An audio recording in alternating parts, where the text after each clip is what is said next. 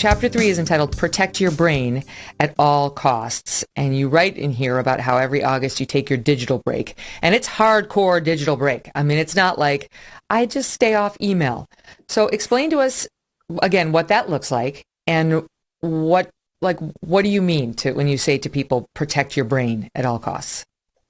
Yeah, this is something I've done for the last 5 years, where in August, I quite literally lock my phone in a safe with my computer and my iPad and whatever other devices that I have, my Game Boy, all of it, it's gone. And I do not read the news. I do not watch the news. I don't watch television. I don't do anything with any electronic device whatsoever.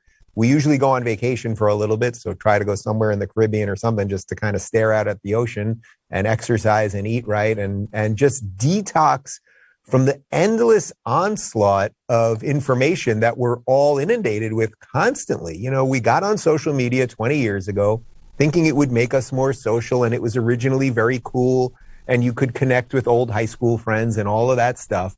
And 20 years later, we now know, I mean, there's plenty of studies that prove this. It's made us more anxiety ridden. We're angrier. We're more polarized. We doom scroll. Everyone's done this. This is when you get on Facebook or Twitter or wherever, and you just ignore all the good things, just waiting for a bad thing to happen. And then you stop and you read the bad thing, and then you move to another bad thing. Or just the way all of these feeds are curated. I'm not even on Facebook anymore. But when you're on, when I'm sitting on a plane, sometimes I'll be sitting next to someone with an iPad and you watch, you just can't stop looking at what somebody's doing.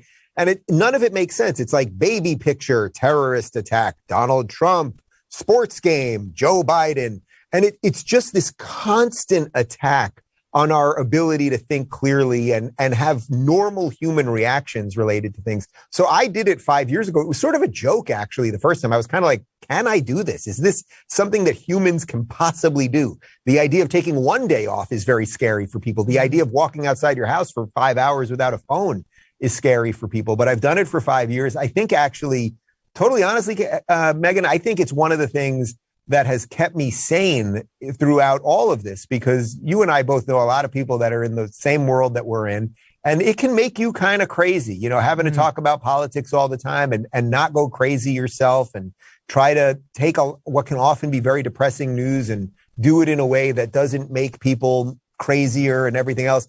It can make you crazy. And I think one of the ways I've been able to keep my head on straight is by doing that disconnect, so that when I come back in September, and I have somebody, maybe I'll have you do it with me if you're available in September this year. I have somebody join me to tell me everything that I missed for the month. So Glenn Beck's done it a couple of times, and Michael Knowles and a few others, Ben Shapiro. And what you realize is, although this past summer I missed Afghanistan, and of course it was horrific, and the repercussions will be for years to come in terms of American foreign policy, my life went on. And I don't mean it to make it everything about me, but the point is, the world will continue. One day we will all be gone, and the story that existed before us, it is going to exist after us. And I think we're all so caught up in the minutia of the day that when I talk about protecting your brain, it's like, give yourself a little ability, in the morning. How many of your viewers right now, we all do this. I don't do it anymore. But, you have your phone on your nightstand, and before you even get out of bed to have your coffee or go to the bathroom, you immediately look at the news, and maybe you lay in bed for 10 minutes with that. That's not the right way to start the day. I try to start the day every day the same way. I usually go to the bathroom, I have a cup of coffee, and I walk my dog without my phone.